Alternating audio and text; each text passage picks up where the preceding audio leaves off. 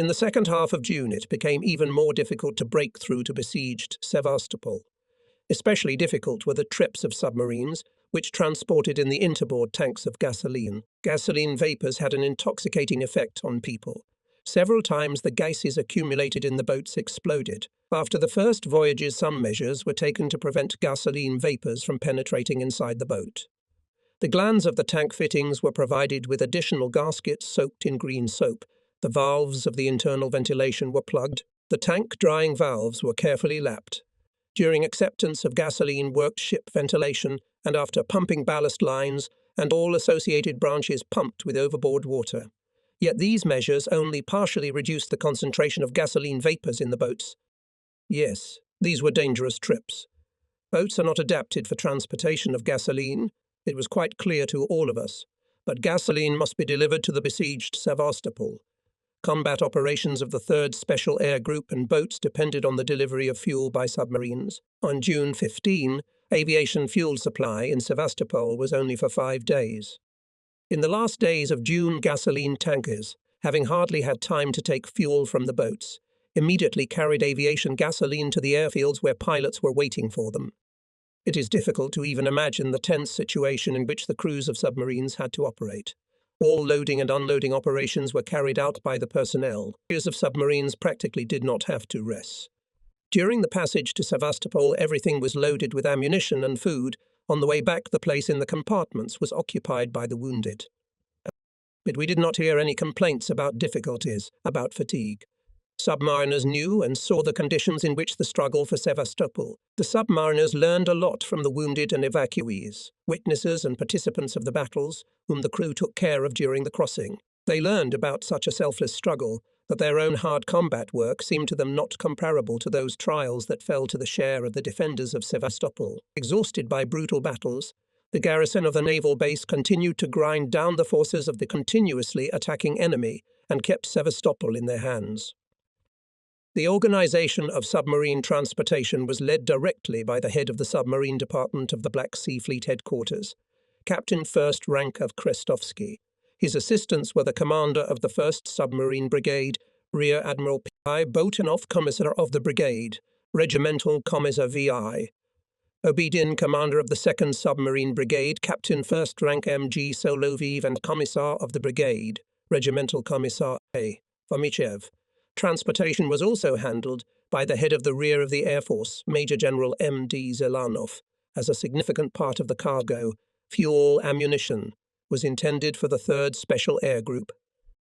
Since June 14, commanders and commissars of submarine brigades, with a group of staff commanders and political workers, were in Novorossiysk on the floating base Oshakov. In order to know more specifically in what conditions the transportation of cargo and evacuation of the wounded, representatives of headquarters and political departments themselves participated in the trips of submarines to Sevastopol. Everything was mobilized to make as many trips as possible, to deliver more cargo to the besieged city. Regimental Commissar V.I. Obidin, now Rear Admiral of the Reserve, knew perfectly well in what conditions submariners break the blockade. Since June 2, Obidin from voyage to voyage went on submarines to Sevastopol.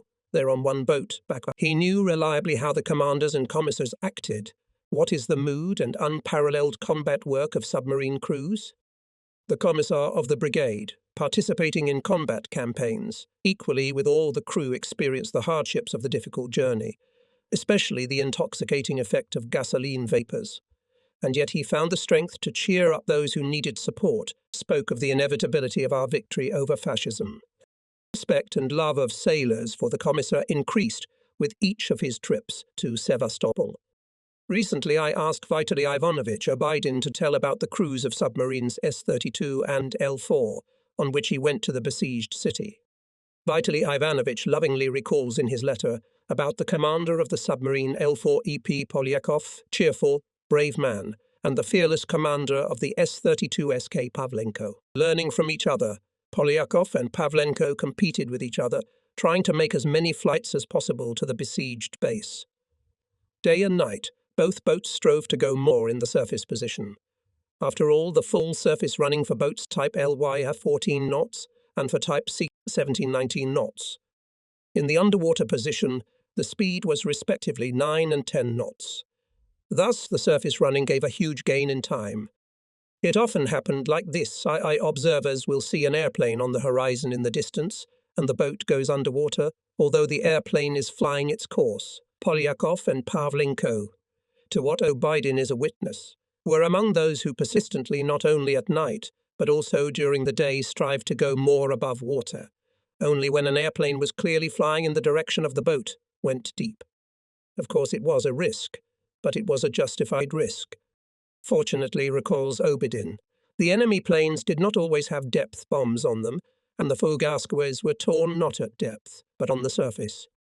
On June 22, having taken on board 40 tons of ammunition and 35 tons of aviation gasoline, the submarine D5 left Novorossiysk for Sevastopol, in Streltskaya Bay. On the way, the boat had to urgently dive several times to evade enemy planes. On the approach to Sevastopol, went only underwater.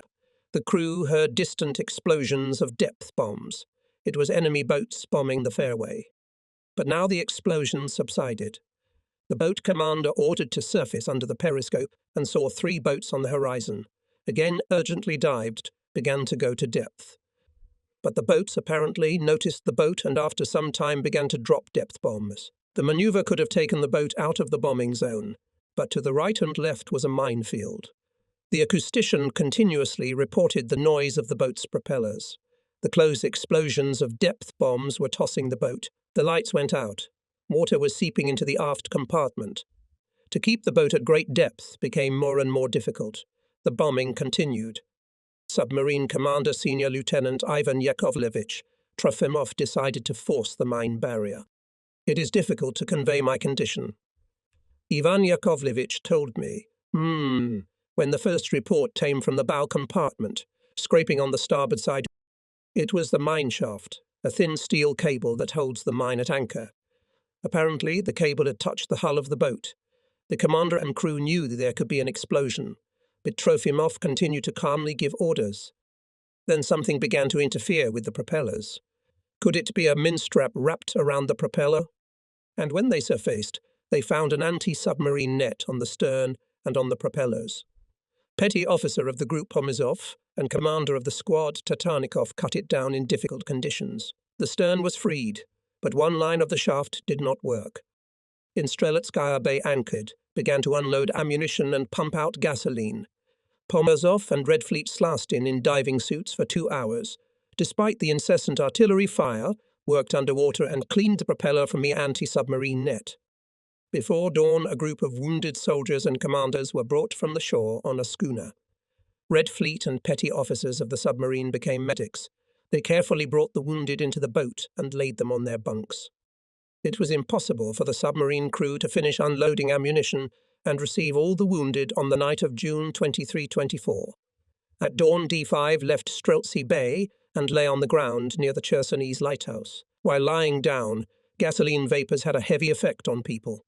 It was especially difficult for the wounded. Petty officers and Red Fleet officers were suffering themselves, but seeing the agony of the wounded, they calmed and encouraged them. Be patient, soon the boat will float up. At 21:15 we surfaced, again entered the Streltsy Bay, unloaded the remaining ammunition, pumped out the rest of the gasoline, took 70 more wounded and left for Novorossiysk. Having no time to rest, the crew of the D5 began to prepare for another campaign. To talk to the crew of the submarine went Divisional Commissar-Chief of the Political Department of the Fleet A, Eli Raskin. He came to the Black Sea Fleet from the Baltic, where he had time to acquire considerable combat experience. Raskin was the commissar of the garrison on the Hanko Peninsula and personally led the landing on the island of Mongoland, where the paratroopers blew up the communication center, defensive structures, and, having taken prisoners headed by a lieutenant, returned back without losses. Looking ahead, I must say with bitterness that A.L. Ruskin, a man of great culture and inexhaustible energy, died in an aviation accident in October 1942. One of the warships was named after him. I was on the boat not more than an hour. Arseny Lovich has told me that day, and gasoline vapors immediately made themselves known. In the compartments everywhere boxes with ammunition, food. But when Ruskin began to talk about the difficulties of the upcoming campaign, the sailors responded. While working on the book Breakthrough, I received a letter from Odessa. It was written by the editor-in-chief of the publishing house Mayak G.G. Zenko. He read my note in Literary Russia, where I talked about Flawless. In the letter were the following line. In the first post-war years, I was a 12-year-old boy and very interested in the stories of former people. Just then, a stately sailor returned to our street, a visor, a stooped gait, and his chest was covered with orders. One evening on the stoop he told us how his ship was lost. The sailor swam 28 hours at sea until he was picked up by ours. For this he was awarded the Order of the Red Banner. In confirmation of his words, he showed the magazine Ukraine, in which his photo was printed, and told about the case of my fellow countrymen. Later, the communist sailor worked as a chairman of the village council for several years. Now he is a brigadier of a complex brigade. This story is about the former signalman of Bezuprechny Gavril Timofeyevich Sushko, the first news about him. I found out his address, Kiev region, Mironivsky district, Potoki village. My joy was great when I found out that this courageous man is alive, healthy, and still steadfastly carries on the labor watch. We established a correspondence. I received several letters from Gavril Timofeyevich. Sushko wrote that all the time after leaving Novorossiysk he was on the bridge. During the last raid he counted 63 airplanes. They raided in groups. Among them were U-87 and U-88. The blast wave threw Sushko off the bridge 10 meters from the place of the ship's destruction. Many of the swimmers clung to the emergency timber, bunks and crates. By evening a dead swell had risen. Those who had been rescued were carried away from each other. It was a difficult night. By morning the swell had subsided. Some were already so weakened that they could hardly stand on the water. Those who were stronger, including Sushko, pulled out of the bunks, which were holding on the water, sheets and tied the weakened people to the logs with them. But even this did not help. In the morning I noticed among the swimmers a familiar face, wrote Gavril Timofeyevich. In general, it was difficult to recognize anyone. Everyone's faces were covered with a thick layer of fuel oil. I swam closer and recognized the signalman Trofimov. I started to call him, but he kept swimming somewhere. Then he shouted to me that he was carrying out a task of the ship commander. I realized that Trofimov had lost his mind. A few more hours passed. I began to lose strength. There were less and less of us left afloat. Suddenly I heard a scream.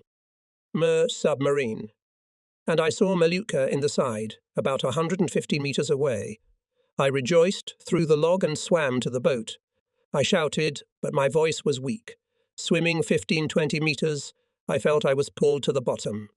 I swam back to the log and grabbed it again, but the submarine noticed me. They came up to me and dragged me to the deck. I was so weak that I could not stand. My legs could barely hold me. Airplanes appeared. The boat was urgently loaded. There were women in the compartments. They wiped me off the fuel oil. I was in my underwear. I was outfitted. Here I saw Ivan Cherednichenko. He was already asleep. Later G.T. Sushko volunteered for the Marine Corps. He was the commander of the anti-tank gun squad. After the wound and contusion, Heald returned to the Black Sea Fleet, where he served until 1947. In his letters, Gavril Timofeyevich writes that he continues to work. He raised 2 daughters and 3 sons. All of them are grown up. And one more fact I want to tell the readers.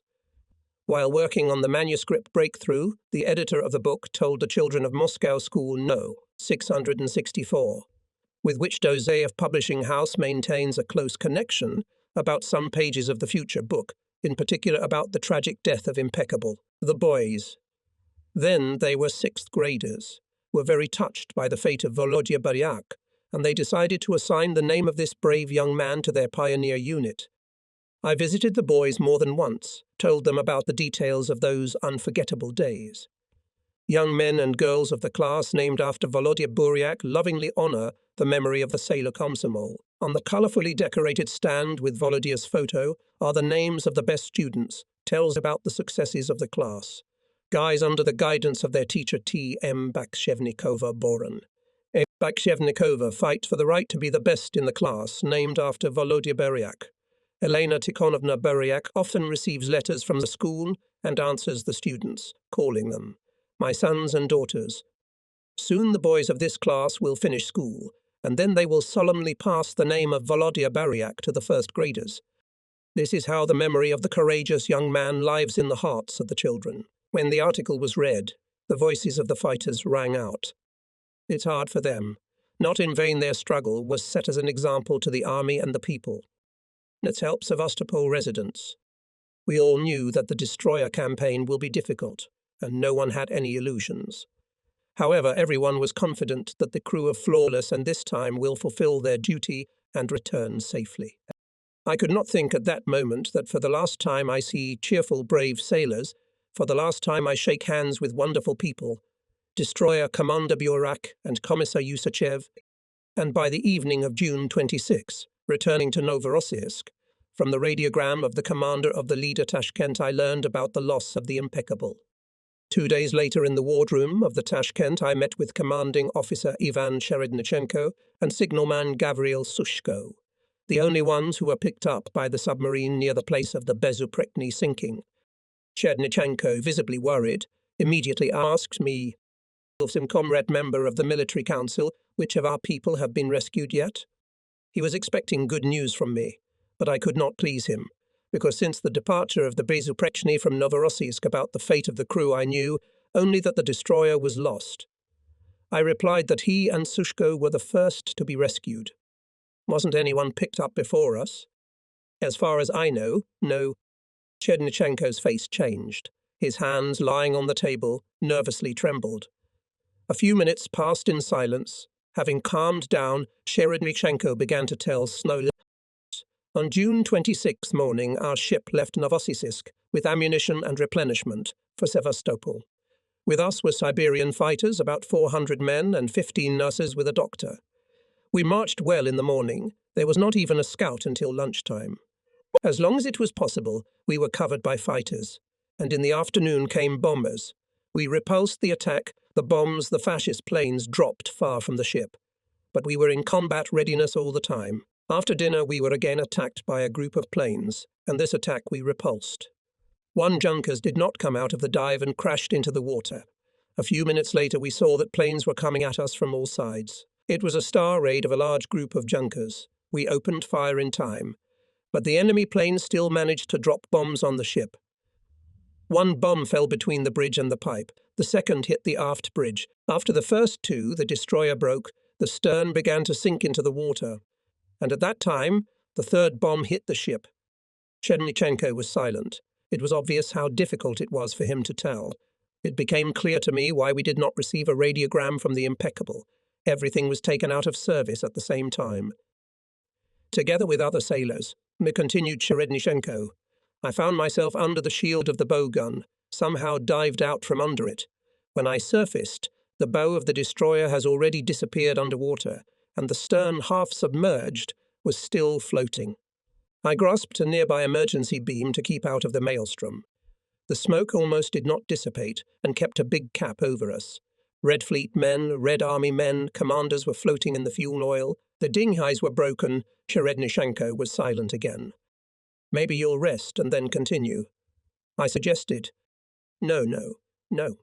He hastily replied, "It will be easier for me if I immediately tell everything as it was." After the stern of the ship was hidden underwater, Cherednichenko saw several airplanes flying at a glancing flight. They flew over the place of the ship's destruction, shooting the floating people. At the sight of fiery traces of tracer bullets, Cherednichenko involuntarily hid his head under the emergency bar. Having swallowed seawater, he stopped hiding. Everyone tried to stay close to each other. Many were wounded, asking for help. They couldn't swim or stay on the water. I don't remember the exact time, but probably about 30 or 40 minutes after the loss of our ship, we saw a leader coming towards us at full speed. It made everybody happy. We cheered each other up, but our joy was short-lived. When Tashkent began to approach us, fascist planes came again and began to bomb it. The bombs exploded not far from the ship, where people were swimming. Many people died from the explosions. It became clear to everyone that the Tashkent could be sunk. Commissar Yusachev was swimming with us. The military commissar keeping on the water told us Ekin should go to Sevastopol, or it will be sunk too. Everyone and the commissar agreed.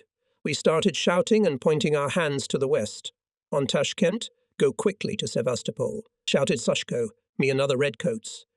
And Alexander Pirozhkov, a senior Red Fleet officer from Kiev, A rangefinder jumped out of the water, waved his arms and shouted, "Pull back! Pull back!" Tashkent maneuvered, then moved away from us, and after some time returned, but it was again bombed. From the leader we were thrown life rafts, belts and circles, and Tashkent went full speed to Sevastopol.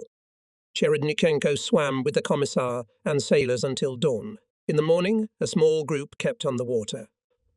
The commissar Yusashev, Assistant Commander Senior Lieutenant Alexei Kizel, the commander of BC-2 Senior Lieutenant Timofey Steblovsky, the son of the commander of the ship Volodya Buryak, Petty Officer Belokopilsky and Gavril Sushko. Volodya was always looking for and calling for his father, and for a long time did not give up hope that he would see him among the swimmers. We ourselves echoed with other groups asking where the commander was. "Yui," said Cherednichenko, but he was not among us. Apparently he drowned. We held on to the emergency wood, broken dinghies, bunks, lifebelts and circles that were thrown to us from the leader, but not everyone had them. On the second day, fatigue began to affect us more noticeably. With great difficulty we kept together, helping each other. Senior Lieutenant Stebzovsky kept encouraging us, "Hold on, comrades, Tashkent will pick us up on the way back." He also hoped that the minesweepers would take the same course. But we were getting further and further away from each other.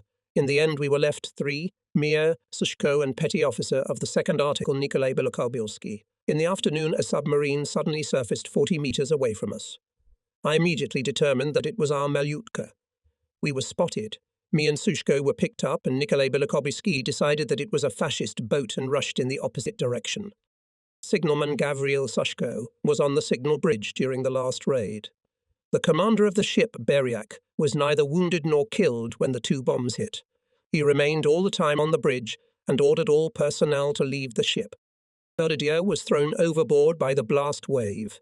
When the bow of the ship was submerged, the commander stood on the bridge and Sushko saw him until the very last moment. The Red Fleet surfaced, but the commander was no longer among them. "Where is Side's?" voices were heard. "Where is the commissar? Where is the commissar? Is here. Swimming, look for the commander." But the commander was not found. He never left the bridge. And on June 29, the submarine M118 arrived in Novorossiysk.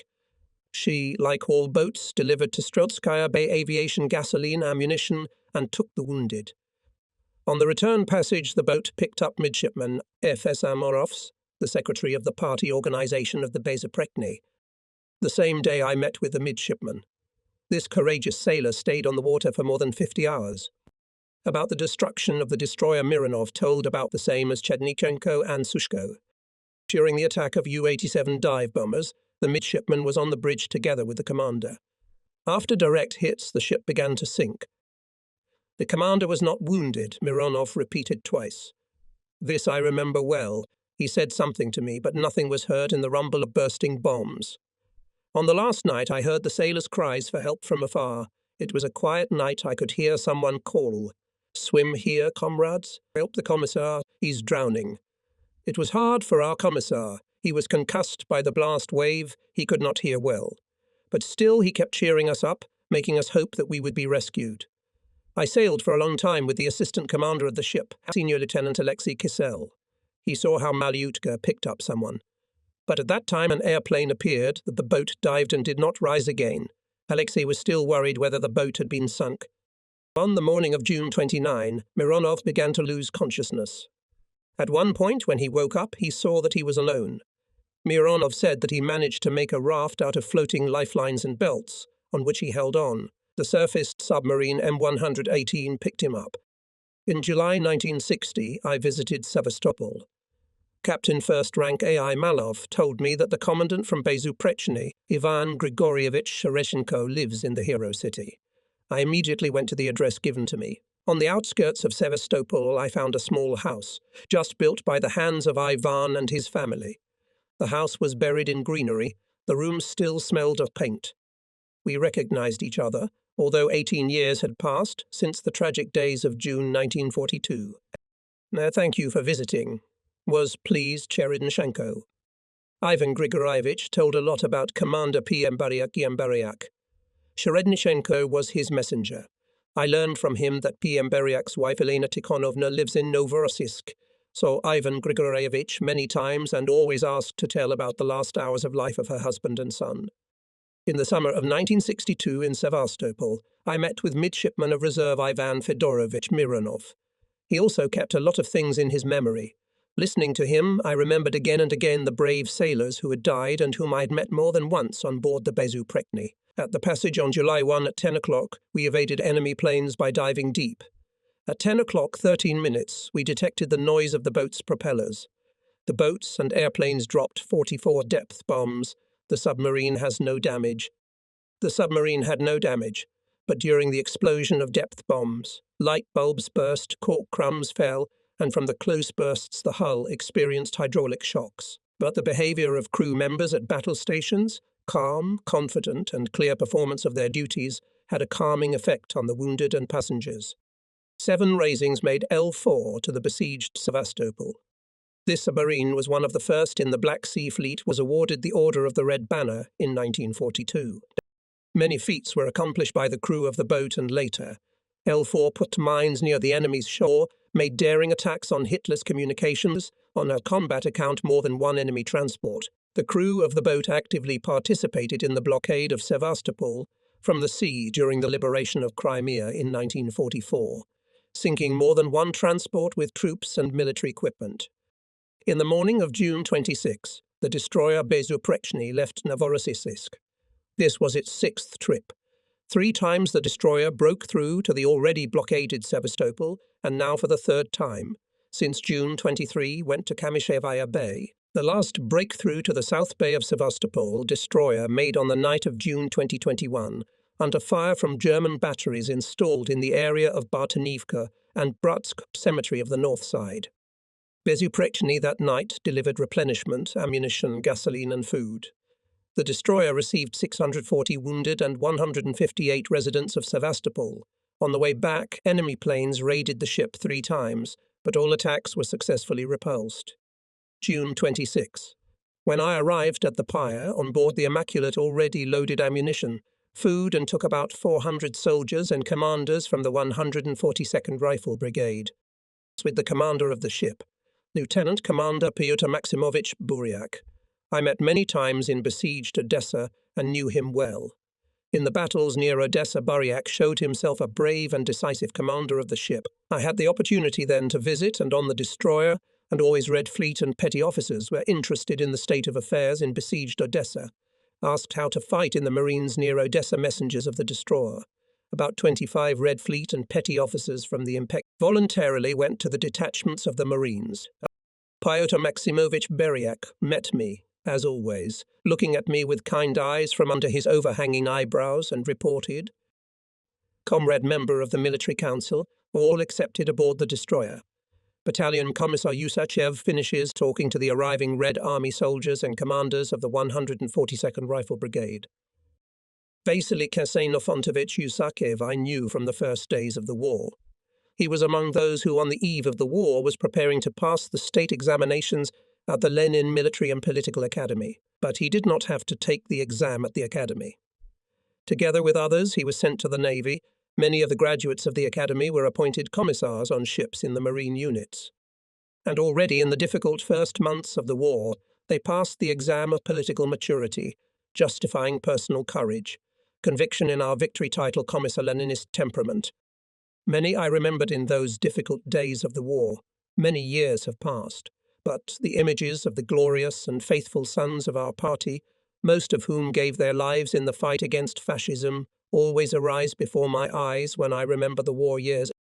Vasily Kasenofontovich Usachev could find contact with people, sensitively catch the mood of others.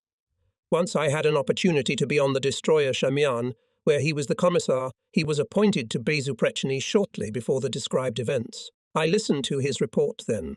Usachev thoroughly reported on the affairs, needs, moods, thoughts not only of the ship's personnel, but also of the soldiers and commanders from the replenishment sent by ships to the besieged Sevastopol. I remember that I listened attentively to Vasily Kasenofontovich's story about the hardships of the wounded waiting for evacuation from blockaded Sevastopol. His memory surprised me. He made a detailed report on small notes in a notebook, some provisions, questions put forward by Yusef. were taken into account in the work of the political department and the rear of the fleet and helped me, as a member of the military council of the fleet, to learn and understand what I could not always see and learn myself. Usachev was able to instill vigour in those who sometimes succumbed to despondency. Naval officers and petty officers loved him, and commanders respected him for his straightforwardness, integrity and fairness. The commissar and the crew were especially close to each other during the last campaigns in besieged Sevastopol. The Italian commissar, in conversations with the personnel and with the Red Army and commanders going to Sevastopol, did not hide anything, told the truth about the situation in the base. Many of us in those difficult days believed that only the harsh truth will help the soldiers to successfully fulfill the tasks before them. Only at night Bezuprechny returned to Novorossiysk from Kamishiva Bay, having delivered about 600 wounded and more than 100 residents of Sevastopol. The wounded, evacuated women and children, as usual, were placed in cabins and cabins. Free from watch, Red Fleet and petty officers took care of the wounded during the transition. In the hours of calm, they brought hot tea to exhausted people. With arrival in Novorossiysk, members of the destroyer crew became medics, carried the wounded from the ship. They had no time for rest in the last days. Part of the personnel immediately began to receive fuel, shells for anti-aircraft guns, and so it was this time. All fatigue passes as we remember what we saw in Kamishevaya Bay, said Buryak. The wounded are lying on the shore waiting for the ships to arrive. Artillery bombardment does not stop neither day nor night, and in the daytime fascist airplanes are pouring lead. On the upper deck superstructure, I saw a young teenage boy in a slightly baggy, spacious for him, sailcloth shirt. It was the 17-year-old son of the destroyer commander Volodya. I asked Beryak why he did not leave his son in Novorossiysk. It is difficult to talk to him now, and it is impossible to force him to leave the ship. Volodya has matured over the last few trips, and under no circumstances he will not stay. And looking at me intently, he added, "No, don't worry, comrade divisional commissar. We will return, everything will be all right." After a short pause, as if reasoning with himself, he continued, "If I leave Volodya on shore, the ship may think that the commander is afraid of a new campaign, afraid that we will not return. I want no one to have doubts, and everyone believed. Everyone was convinced that this time we will break through to Kamishevaya Bay, fulfill the task of the military council of the fleet, deliver, as always, everything necessary to his native Sevastopol, take the wounded, women, children, and return to Novorossiysk." I listened and could not object to the correct, as it seemed to me then, the arguments of the commander of the ship. Volodya got to the ship in the following way. Once he told my father that the boys were going to volunteer for the front. His father knew that Volodya would fulfill his plan and asked the division commander for permission to take his son to the ship as a young man. Commander G.P. Nagoda authorized it. Volodya gladly served under his father's command. The young man had been sailing for several months and performed the duties of the second gunner of the 37mm machine gun. The young man performed his duties perfectly. He served equally with everyone else. His father did not make any discounts for him. Volodya was a hard-working, smart and cheerful boy, and everyone liked him. Peter Maximovich's even attitude to his son, as to every Red Fleet, further strengthened the crew's respect and love for the demanding and fair commander of the ship. The last minutes were running out before the destroyer left for the sea. The commissar approached. He was concerned about the lack of newspapers and mail, which should deliver flawless in Sevastopol. Usachev was annoyed, as if it was his fault that the car from Sochi, where the red Chernomorets was printed, had not arrived. When he learned that the mail and newspapers would be delivered by Tashkent, which would be published a little later, he heaved a sigh of relief. "Well, then everything is all right." Usachev looked tired. He reported that the commander and commissar of the 142nd Rifle Brigade asked him to tell about the situation in Sevastopol. Usachev told them what he knew. What he had seen the day before said that it was impossible to enter Sevastopol. The ship would enter the adjacent Kamishevaya Bay. He talked about the fact that the Supreme Commander-in-Chief in his telegram to Sevastopol residents put their struggle as an example for the entire Red Army and the Soviet people. Usachev was also asked about where to read the telegram sent to Sevastopol. The commissar showed the fighters the fleet newspaper with the telegram placed in it, read the front page of Pravda as well. The whole Soviet people, Mot Pravda, the peoples of freedom-loving countries are watching the fierce battle, which is conducted by the Sevastopol garrison, repelling the frantic attacks of the enemy. Fascist robbers are making a desperate attempt to break the morale of the defenders of the city. Military sailors, naval pilots in close cooperation, side by side with the valiant Red Army, reflect countless attacks of the enemy, its aircraft, tanks, infantry. The fortitude of the defenders of Sevastopol, their courage, their valor immortal. Only people who value freedom, independence and prosperity of their homeland above life are capable of such heroism. Sailor, Red Army soldier and pilot stand side by side here and keep the defense. Mutual help, assistance, support, joint strike against the enemy make them invincible. The self-sacrificing struggle of Sevastopol residents is an example of heroism for the entire Red Army, for the entire Soviet people. Note Commander Captain 3rd Rank Polyakov and Commissioner D.M. Atran returning to the boat. M. Atran, returning after the 6th campaign, reported that the activity of enemy aircraft, torpedo boats and anti-submarine defense boats with each campaign is becoming more and more noticeably stronger. The intensive artillery shelling of Straya and Kamysherbaya bays did not stop at night. Apparently, the enemy knew that our ships unload and take the wounded only at night, but the crew was still eager to take the cargo as quickly as possible and go to Sevastopol again. In one of the meetings with the commissar of the boat, Dmitry Markovich, Atran, we remembered the June days of 1942 for a long time. Before each campaign on the boat held a meeting of the personnel. Red Fleet officers, petty officers, commanders spoke briefly. This, in essence, was a vow to fulfill their duty to the end. With each campaign, difficulties increased. Everyone knew that many ships, breaking the blockade, died, and perhaps that's why, more often than usual, there were applications to the party organizing. Please consider me a communist. On the bridge, when we were in the surface position, we were wary of any floating object. It was as if an unspoken competition was going on. The watch commander tried to detect a floating object, an enemy boat or an airplane before the signalman. In one of the campaigns, Lieutenant I.G. Vilizhenko was the first to detect a group of enemy planes over the sea. Thanks to his vigilance, the boat managed to dive before it was detected by the enemy. At night, Hitler's planes hung chandeliers on the approach to Sevastopol. On the north side, in the second half of June, Hitlerites installed searchlights and cannons. Sail 4 was leaving on another voyage almost at the same time. The mountainous coast of Crimea was shown usually by dawn. By experience, we knew that in this area the enemy will do everything to prevent the boat in Sevastopol. Often at these hours, the watch was taken by Navigator Senior Lieutenant B.X. Bykov. He went to the naval school by Komsomol recruitment, and after its graduation became a good navigator. In one of the campaigns, L4 approached Sevastopol in a solid fog.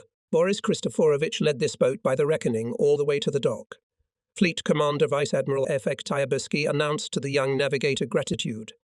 During the June campaigns were not uncommon attacks by enemy boats and junkers, but each time the boat managed to evade the enemy, and the merit of this is primarily those who were on the bridge. Midshipman Ivan Perov was often the first to detect the enemy both on the water and in the air. Once he reported to the commander, on the right 40 airplane on the water. The commander and Atran looked intensely into the distance, but saw nothing. They noticed the seaplane only when it began to steer against the wind to take off. Emergency dive, rescue in the depths. The Leninets L boats have a large displacement. Some on the L4 envied the Malyutki, which could go underwater in seconds. And the L4 had angular hull contours, but the personnel of the boat reached perfection in emergency diving, and this time they managed to go deep. During one of the bombing raids, depth bombs burst very close. The hull of the boat shuddered, many light bulbs burst, cork crumbs flew from the submarine. The wounded were worried. Red Fleet men, performing their duties, found time to approach the wounded and invariably said in a calm voice, "Don't worry, everything will be all right." When there was a leak in the aft compartment, each Red Fleet knew perfectly well what to do to make the boat obedient to the commander. N.N. Prozymenshikov calmly and skillfully led the crew's fight for the survivability of the boat. I also met Boris Kristoforovich Bykov. He is now a rear admiral. He told me with great love about Bosun Ivan Stepanovich Perov. The peculiarity of submarine service is that there are no narrow specialists. Each sailor learns several different professions and specialties. A bosun on a submarine is a bosun's foreman, a helmsman, and a signalman. Ivan Stepanovich was the best bosun, the best signalman, and the best helmsman. So he perfectly combined all the specialties. BX. Bykov told about one of the many episodes that confirmed the versatility of Peravi. L4 was returning to the base after one of the difficult trips. The vertical rudder drive failed. The boat lost control. The location of the boat was discovered by the enemy. The commander decided to surface and eliminate the malfunction. All specialists of navigational and electromechanical combat units were engaged in the work, but especially distinguished bosun Perov and sailor Konovsky, tied by throwing ends. They went down from the bridge into the superstructure flooded with storm waves, found the breakage, and restored the faulty hinge joint. They worked virtually underwater, choking and fainting, but did not stop working until they connected the rudder drive. After the sixth campaign, at the suggestion of the crew members themselves, sofas, tables, part of the bunks were removed from the compartments. Everything was done in order to deliver to the defenders of Sevastopol as much ammunition and food as possible. On the same memorable day, June 26, before loading a part of gasoline from the main ballast tank was pumped overboard, and gasoline accumulated on the water surface near the wall where the boat was standing. Not far from the L4 were torpedo boats. When one of them began to move away, the gasoline ignited from the exhaust when the engine was started. The paint on the hull of the boat caught fire. The flames spread to the forward superstructure. On the deck, the fire got to the ammunition boxes. Ensign Ivan Perov was the first to start extinguishing the flames. Sailors came to his aid, threw the burning ammunition boxes into the water, and quickly extinguished the fire. Having taken ammunition and food, on June 27, L4 went out on the 7th campaign. At dusk on June 29, the boat surfaced near the Chersonese lighthouse. We started diesel engines and took a course to Kamishevaya Bay. There it was necessary to unload and take the wounded. As soon as they came out from behind the lighthouse, the boat was illuminated from the Konstantinovsky post by searchlights, and the Germans began direct artillery fire. L4 again urgently loaded, and all the way to the bay was in the underwater position. We moored at the pier at midnight. We started unloading from mine pipes. Above Sevastopol, there was a glow of fires. Every now and then flares flashed in the sky, very close to burst shells. An NN Prozyumenshikov went up to the bridge. When his eyes got used to the darkness, he saw on the shore of the bay a lot of people, including wounded. Unloading was in full swing. The boat was helped to unload and the wounded. Nikolai Nikolaevich especially remembered a Red Fleet whose hand was on a bandage. He literally ran down the gangway with boxes on his back, as if he was competing with someone. Unfortunately, after the departure, he was not found in the compartments. After unloading, L4 moved away from the pier to the middle of the bay. A tugboat with wounded and passengers was to come to the boat. Commander E.P. Polyakov gave an order to the tugboat captain to approach the boat in a megaphone. Members of the upper crew saw with what lightning speed people rushed to the tugboat as soon as the commander's voice was heard. From the bridge followed the command to take first of all the wounded. They took them through the hatch of the first compartment. The required norm 75 people were taken, but they could not stop the people upstairs. There was a command to close the compartment hatch from below. When Prozyumenshikov got into the compartment, it was already completely full of people, and new passengers were still literally falling through the hatch. Catching the moment when someone hesitated, Prozyumenshikov jumped on the ramp and suddenly he felt someone sat on his shoulders. A girl's voice asked to be saved. It was the last passenger on the L4. Turning to the central post, Nikolai Nikolaevich heard the footsteps of people on the deck of the boat. Prozyumenshikov reported to the boat commander that the upper and lower hatch covers of the first compartment were closed, and then followed the command to take the main ballast. Never, recalls Nikolai Nikolaevich, neither before this campaign nor after it was so difficult to carry out this command. Both on the deck and on the tugboat, there were people left, whom the boat could not take any more. To equalize the trim after the dive had to move passengers from compartment to compartment. A total of 105 people were taken in. The L4 left the bay on June 30 at Firth. The passage was extremely difficult. I will give only a small extract from the report of the boat command, We agreed that Kristovsky did the right thing. Decide in this case should be the commander and commissar together with the crew. That day I was on the boat. The mood of the personnel was combative. The crew unanimously wanted to fulfill their duty to the end. Loading was in progress. Everyone worked with a rise, preparing for another trip to Sevastopol. The trip was difficult. Accepted ammunition and medicines were delivered to Kamishevaya Bay. Nevertheless, L5 returned to Novorossiysk safely, having delivered 37 severely wounded soldiers and commanders. June 26 came. A day, it would seem, like other days of the end of June, difficult, tense. But in my memory, this very day has been most vividly preserved, because on June 26, the greatness of the Russian spirit, unparalleled courage of the Soviet people, not defeated even by death itself, were shown with special force in the defense of Sevastopol. June 26 began the 240th day of the siege. By this time, the entrance to the northern and southern bays of Sevastopol, even at night, was excluded. In the first half of the day, our artillery and aviation inflicted heavy losses on the enemy. However, in the afternoon began to affect the lack of ammunition again. Despite the resilience of our units, the situation at the front of the Sevastopol defence worsened. The line on Sapun Hill was severely destroyed. Artillery coastal defence pillboxes were destroyed by enemy aircraft. Most of the personnel were killed. In the afternoon, on the territory of the Somme movement was suspended, as enemy planes were hunting for every car, flying with impunity at low altitudes. By the end of the day, the enemy completely paralyzed its work and destroyed the flying field by a powerful fire attack on the airfield of the Chersonese lighthouse. 4 of our airplanes were destroyed, 12 were damaged. The enemy aviation made 500 aircraft sorties and dropped up to 2,500 bombs, only on the fighting orders of the 3rd Defence Sector. Sailors of surface and submarine ships of the fleet continued to break the blockade, delivered ammunition and food to Sevastopol residents. The head of the political department of the fleet, Divisional Commissar All Ruskin, in those days and nights of late June sought to visit almost all the ships sent to break the blockade in besieged Sevastopol. On June 26, after seeing off the submarines, he spoke with admiration about the fighting mood of the crew of the submarine S-32. She had come from Sevastopol the day before. June 25 delivered the seriously wounded, and again, without rest, having taken ammunition, over 30 tons of gasoline, went on the 9th voyage. S-32 for 8 trips delivered more than 500 tons of ammunition, gasoline, food, and took out 140 wounded soldiers and commander. It was the only boat that made such a number of voyages in those difficult days. Here are some lines from the award list for Captain, 3rd rank Stefan Pavlenko.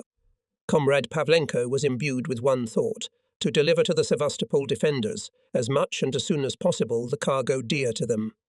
Pavlenko knew how to instill fighting spirit in his subordinates, and it allowed the whole crew to fulfill the task.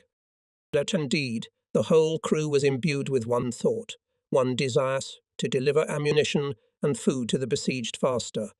The sailors knew that each of their combat trips brings closer the inevitable victory over the evil.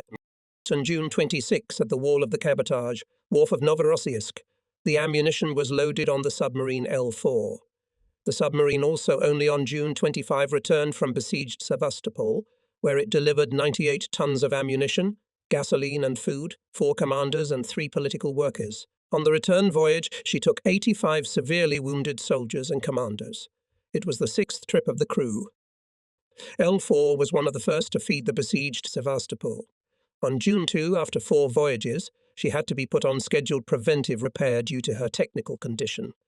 The repair period, taking into account the maximum voltage, was 15 days. But due to the exceptional situation in Sevastopol, the repair work was completed ahead of schedule. On June 14, L4 again went out to fulfill the combat mission. No free places in compartments. Holds, enclosures, and even in torpedo apparatuses were occupied by boxes with shells, mines and food. Engineer Captain Lieutenant M. Prozumenshikov. The commander of BH-5 inspected everything in his own way, checked the correctness of stowage and fastening of cargoes, readiness of the submarine for diving. To hear N.W. Prozumenchikov's story about underwater voyages to besieged Sevastopol, I had a chance to hear many years later, but even years later, Nikolai Nikolaevich, remembered very well everything that was connected with difficult, unprecedented in the world practice of submarine voyages. Here is an excerpt from the story Prosumenshikov. The use of combat submarines for cargo transportation was carried out in those days for the first time in world practice. And although the headquarters of the submarine brigade made calculations about the possibility of receiving cargoes for each type of boat, I was amazed when on the first voyage to the port of Novorossiysk to our berth came 4 loaded railroad cars, and I was told that all these cargoes we must take on the boat. The sailors and petty officers also could not believe that everything could be placed on the submarine and only asked, Comrade Commander, can we really load it all? In subsequent voyages the cars did not surprise anyone, and the first voyage showed that the boat could take even more cargo, which we did in the future. All of us also knew that at the temperature of plus 30 degrees in the artillery cellar of the ship, the cellar should be irrigated, and how to load ammunition into the boat if the temperature in the compartment reached plus 40 degrees, and in the electric motor compartment reached 60 degrees. Is it possible to load ammunition in such conditions?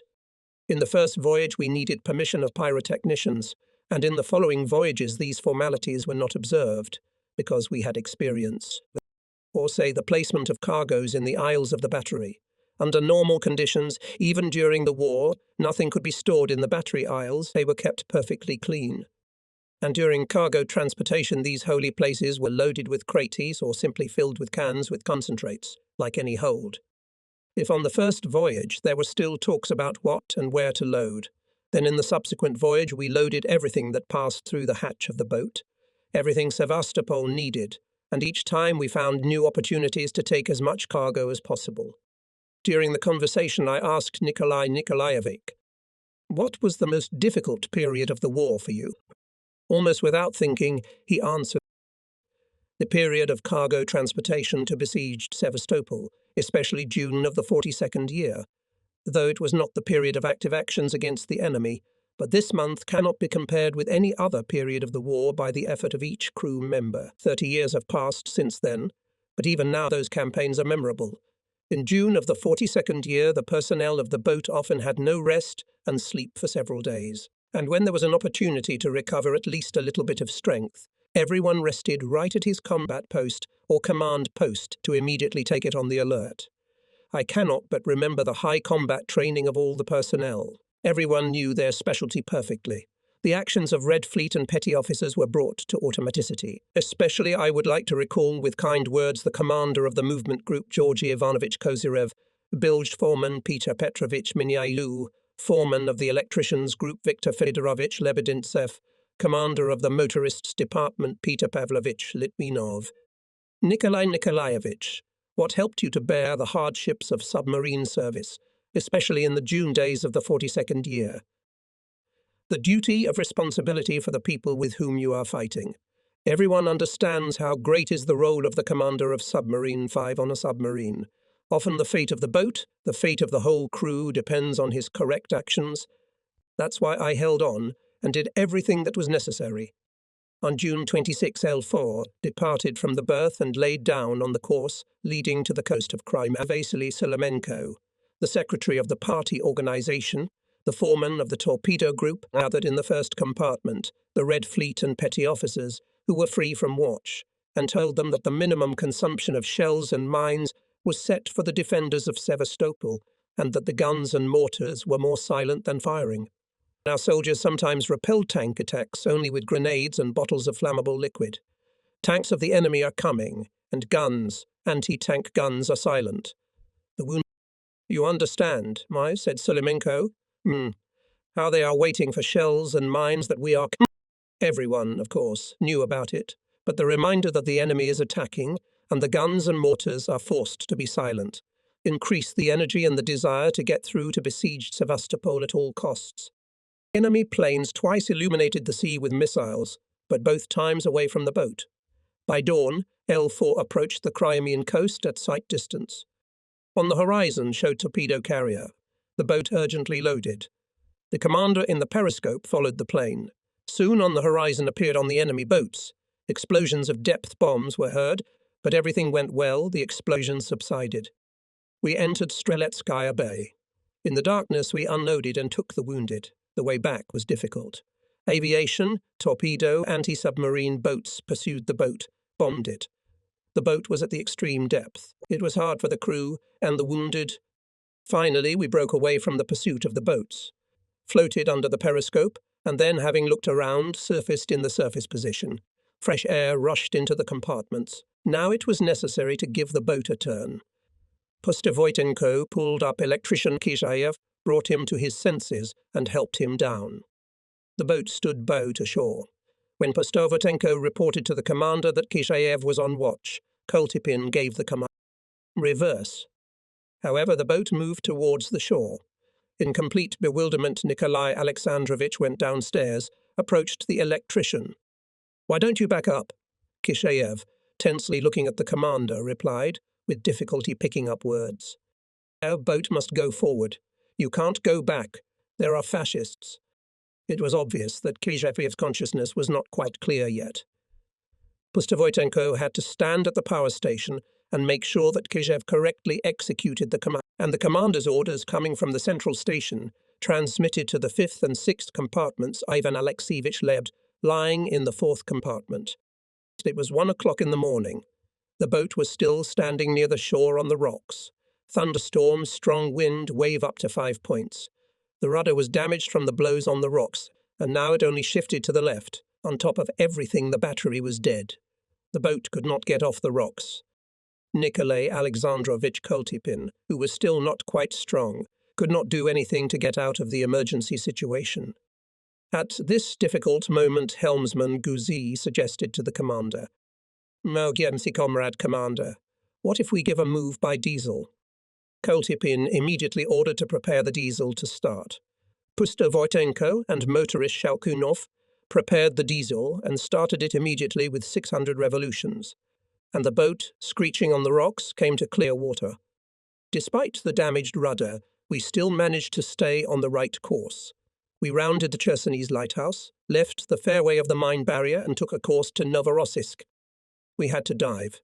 It was necessary to switch on the battery for charging from the diesel engine. But the chief petty officer, electrician Fedorov, although Pustovoitenko had long ago taken him upstairs, was still unconscious. Then the commander ordered petty officer of the 2nd Article Ermakov to turn on the battery for charging. Charging of the battery began with the boat running at medium speed under the diesel engine. After a day washed and cleaned, M32 went to its base. The submarine needed repair. From the report of the boat commander, Lieutenant Commander Nikolai Alexandrovich Koltipin, some details of the accident and the behavior of the crew during the trip became clear. In those days in the fleet was as a war correspondent L.S. Sobolev. Having learned about the events that took place on the boat M32, he, like all of us, was amazed by the courage and great will of the sailors, and as a writer could not pass by this case. So appeared the story Hold On, Petty Officer. But under the conditions of wartime, Leonid Sobolev had no right to name the heroes. Now, 30 years later, it is possible and necessary to name the names of those who, in the difficult days of war, each step confirmed what the writer said. The sea soul is determination, resourcefulness, stubborn courage, and unwavering steadfastness. Quite recently, I had an opportunity to meet with Lieutenant General of the Engineering Service Ivan Alexeyevich Lebed. We met him many times during the war and in the post-war years. But this time, Ivan Alexeyevich told me in detail about his unforgettable transition from besieged Sevastopol to Novorossiysk. For more completeness of the story about that memorable campaign, I will cite the memories of I.A. Lebed. When Ivan Alexeyevich was taken from the hospital to Streltsky Bay, the M32 was pumping out aviation gasoline. The tanker truck that took the gasoline, flooding the pontoons, went to the airfield. "Your place in the 4th compartment?" Said the submarine commander. Pustovoitenko and accompanied Leb B.V. Poichin helped Ivan Alexeyevich down into the boat and laid on the lower bunk, and Boris Vasilievich, also wounded and concussed, took the upper one. "Sleep, comrades," advised Pustovoitenko. But Lebed could not force himself to sleep. To the pain in the wounds added suffocation from gasoline vapors. When diving for trimming and filling the 4th ballast tank, gasoline vapors came inside the boat. Gasoline was pumped out through the ship's fire system, and then gasoline residue was found in the most unexpected places. When the trim was finished and the regeneration system was turned on, The rheostat gave a spark. In the air, saturated with gasoline vapor, there was an instant explosion. On the bunk where Swan was lying, the blanket caught fire. The fire licked his clothes and face. Fortunately, Postavotenko was nearby. The petty officer tore off the blanket, trampled it, extinguished the smouldering bandages. From time to time, Ivan Alexeyevich forgot himself, but not for long. He was awakened by pain in his wounds, suffocation, a feeling of nausea. He heard in the first hours, as Koltipin walked through the compartments, the intermittent words of his command, men's voices, women crying. Someone tried to sing in a muffled voice, shouted incoherent words of a song. Then everything went quiet. Postavotenko often approached the engineer major and asked with surprise, "Why don't you sleep? It's easier to sleep. Everyone sleeps."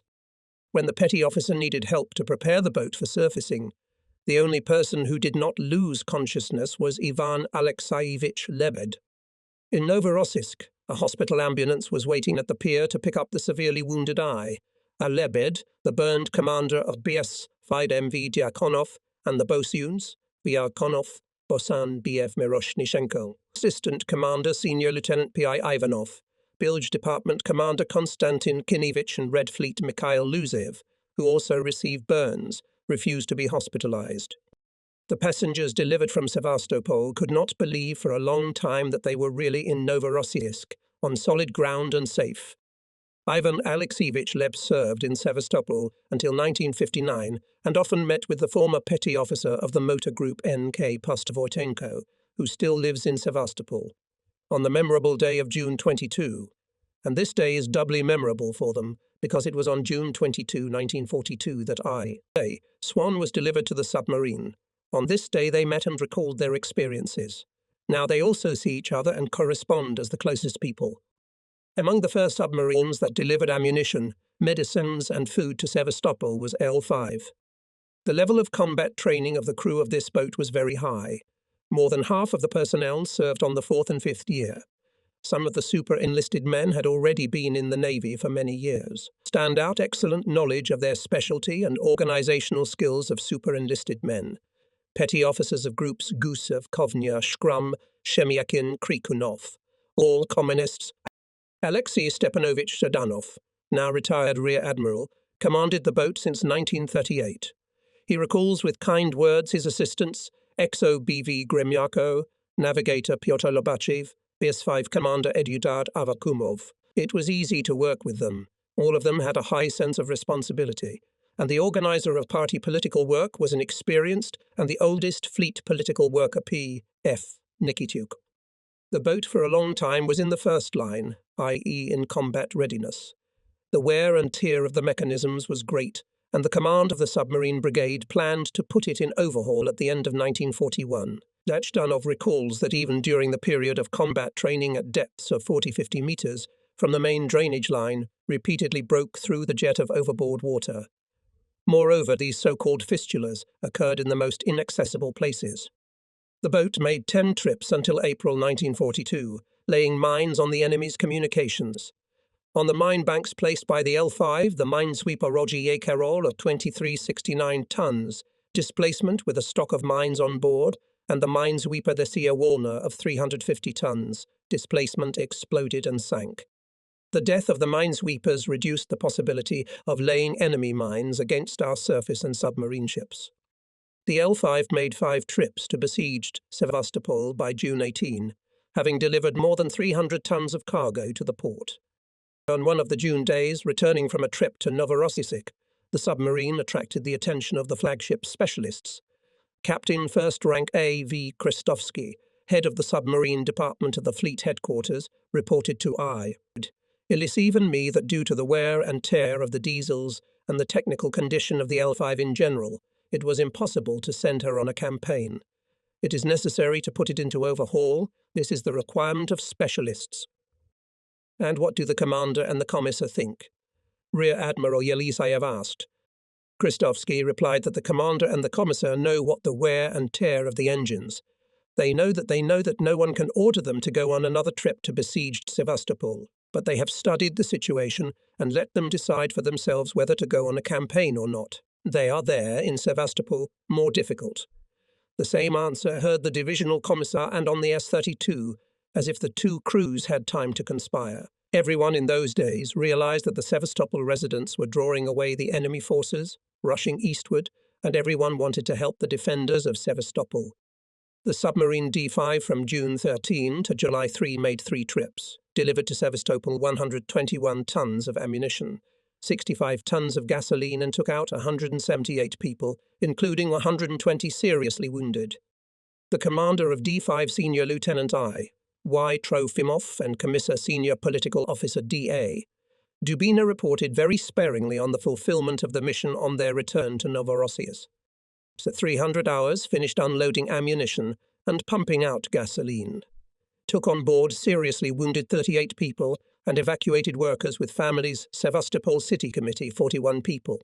We left Kamyshevaya Bay at 3.3, 15 m. The situation during the passage. Had encounters with aircraft and 1 torpedo boat. In all cases evaded by urgent diving and went to depth. After going underwater, followed bombing strikes. From 4 RRS, 20 m to 8, 32 meters. The enemy dropped more than Ivan Yakovlevich Trofimov, one of the outstanding combat commanders of submarine ships of the Black Sea Fleet, the oldest submariners of the fleet, Rear Admiral P.I. Boltunov, Captain First Rank M.G. Soloviev, and A.V. Kristovsky highly appreciated his combat actions. And now, many years after all the events associated with trips to besieged Sevastopol, veteran submariners remember I.Y. Trofimov with a kind word. In 1934, Ivan Yakovlevich, from the first year at Donetsk Chemical Institute, volunteered for the higher naval school named after M.V. Franz. He successfully completed his studies. He gladly accepted the appointment to the submarine D5 as a commander of the steering group. A year later, he was appointed navigator of the division. After graduating from submarine navigation courses, he was assistant commander on the D5 for 2 years. He prepared for independent control of the submarine and skillfully manages it. In battle is calm, decisive, and courageous. This is how Trofimov was certified by the commander of the 1st Division of the Submarine Brigade of the Black Sea Fleet, Captain 2nd Rank H. Novikov, who was on the boat on a combat tour and observed the actions of the commander. Since May 1942, I.J. Trofimov, commander of the submarine D5 and then commander of the submarine D4. During the war period until November 1, 1943, Lieutenant Captain I.Y. Trofimov made 17 combat campaigns, of the 4 as an assistant and 13 as a boat commander. As a result of personal combat actions during the period from the beginning of the submarine command to November 1943, he sank 4 enemy ships. On December 11, 1943, while performing a combat mission, the submarine D4 under the command of Lieutenant Commander M.I.D.Y. Trofimov was lost in battle for the motherland. The submarine M32, having taken in Novorossiysk 8 tons of ammunition and about 6 tons of aviation gasoline, left for Sevastopol on June 21. The commander of M32, Lieutenant Captain Nikolai Alexandrovich Koltipin, was an experienced combat submariner. Back in the Finnish campaign in the Baltic, he took part in combat cruises on C-111. For successful fulfillment of the combat mission, he was awarded the Medal for Combat Merits. Since 1940 NDA, Koltipin was the commander of the submarine M32. On June 22 at 25, the boat entered the Streltsy Bay and started unloading and pumping out gasoline, although the artillery shelling did not stop. Shortly after midnight, passengers from Sevastopol were taken aboard the submarine. 2 women, 2 war correspondents of Krasnaya Zvezda, 2 people with secret documents, and a wounded engineer I.E.D. Ivan Alexievich was the chief engineer of the construction of defensive structures of the land defense of Sevastopol. A well-trained engineer, a modest man of great personal courage, he enjoyed unquestionable authority and love of people with whom he had to work. Once, being at the forefront of the Mackenzie Mountains, he inspected the defences, which after continuous artillery shelling and air raids required reconstruction work. After the inspection, Lebed was in no hurry to leave the front line. The soldiers had questions, and Ivan Alexievich willingly answered. Poorly with ammunition, Comrade Chief Engineer, especially with grenades, expressed the general concern petty officer. Lebed, explaining the situation with ammunition, said as if in passing, It would be nice to get ammunition from the fascists. Beer. We have already got some, but the trouble is that we don't know how to use them. Help us to understand the device of German grenades with a handle. We have a lot of them. The petty officer was enthusiastic. The grenade was mastered with the help of Ivan Alexievich and put into action. Then again fights. Work and here. A wound sting of a shell. Lebd was wounded by a shrapnel in a shoulder head back. Ivan Alexievich was operated. Part of the shrapnel was removed. But he was to be treated for a long time, so it was decided to evacuate him to the Caucasus. At 10 a.m., the boat dived for trimming, and at that moment there was an explosion of gasoline vapours in the central post. The force of the explosion damaged and partially destroyed the bulkhead from the central post to the second compartment and through their bilge Konstantin Kinovich. The door of the radio room was blown out. The radio station was out of order. Koltipin was in the deckhouse and immediately ordered, blow out the middle one. The command was carried out by the commander of BT-5 Engineer Captain Lieutenant M.V. Diakonov. Despite the fact that his clothes were on fire, the explosion burned his face and hands. At 3 a.m., they anchored to find out the condition of the injured and to clarify the order of departure to Novorossiysk. From the explosion, except Diakonov, the assistant commander Senior Lieutenant Ivanov, Bosun Nikolai Miroshnichenko was seriously injured. Konstantin Kinovich, the commander of the bilge department, and Mikhail Luzev, a redcoat, were lightly wounded. All the injured were given first aid. At 35 a.m., the submarine commander went ashore to report on the situation. The operational duty officer of the Sevastopol Defensive Area Headquarters ordered to send the victims ashore to the hospital, and the submarine to choose a suitable place, lie on the ground until evening and with darkness to surface and go to Novorossiysk. It was not easy to lie on the ground underwater when there was gasoline left in the boat. But there was no other way out, although there was a long summer day ahead. All the injured urged Koltipin to leave them on the boat. The commander authorized it. Instead of Diakonov, from the shore arrived mechanical engineer Els Medvedev. We withdrew to a depth of 35 meters at the exit from Streltsy Bay, and at 5 hours 58 minutes lay on the ground. All lie down and rest. Do not make unnecessary movements, ordered Koltipin. Until 10 o'clock, the boat commander checked the condition of the compartments, gave orders to eliminate malfunctions in the mechanisms, instruments, and hull of the boat, and only then allowed himself to lie down to rest. The air in the boat became increasingly saturated with gasoline vapours. People began to lose consciousness.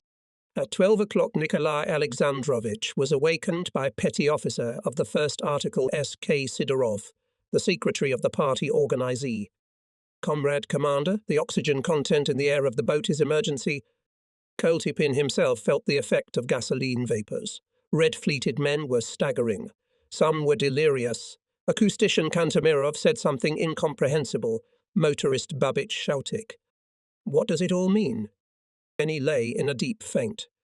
Women asked Koltipin to surface. By 15 o'clock, only 4 people could understand anything, and act. The boat commander Koltipin, petty officer of the first article Sidorov, engineer Major Lebd, the foreman of the group of motorists Nikolai Pustovitenko. Until 17 hours, the commander could hardly walk around the compartments, although he lost consciousness from time to time. When Koltipin felt that his strength was running out and could no longer hold out, he ordered Pustovitenko to stay awake, to hold out until 21 o'clock and wake him up. I ordered to stay awake and consider it a combat task. All the time to think. If you fall asleep, you all are dead. From time to time, Nikolai Alexandrovich woke up, and each time repeated. Don't sleep, Pustovitenko. Mechanic Medvedev several times made his way to the first and sixth compartments and tried to open the hatch. But Sidorov was following the mechanic and dragged him away from the hatches by his feet. However, Medvedev still managed to scrub the hatch of the sixth compartment without Sidorov noticing. Only the pressure of a 35-meter layer of water saved the boat from flooding and prevented the hatch from opening. The hatch remained peeled off. Pustovitenko held out until 21 hours. It was time to surface. No matter how the petty officer tried to wake up the boat commander, all without success, the commander could not get up. Then Pustovitenko dragged Koltipin to the central post with the expectation that when the boat would float, he would pull the commander up to the top. to fresh air. Pustovoitenko tried to wake up the mechanic, but Medvedev did not come to his senses, and Pustovoitenko had to call Ivan Alexeyevich Lebed, who had not lost consciousness, for help. The petty officer blew the middle. The boat floated under the deckhouse. Pustovoitenko opened the hatch, but from the fresh air began to lose consciousness, and feeling it, managed to close the hatch again and fell down. However, water seeped into the boat through the hatch of the sixth compartment. The hold of the sixth compartment was filled, the main electric motor was flooded. The current carried the boat to the rocky shore near the Chersonese lighthouse. Finally, Pustovoitenko came to his senses, opened the hatch and pulled up the commander. Koltepin woke up, but he was able to control the boat only after some time. While the commander was on the bridge, Pustovoitenko let the ship ventilation, closed the hatch of the sixth compartment, pumped water out of the hold, blew all the main ballast. The boat surfaced completely.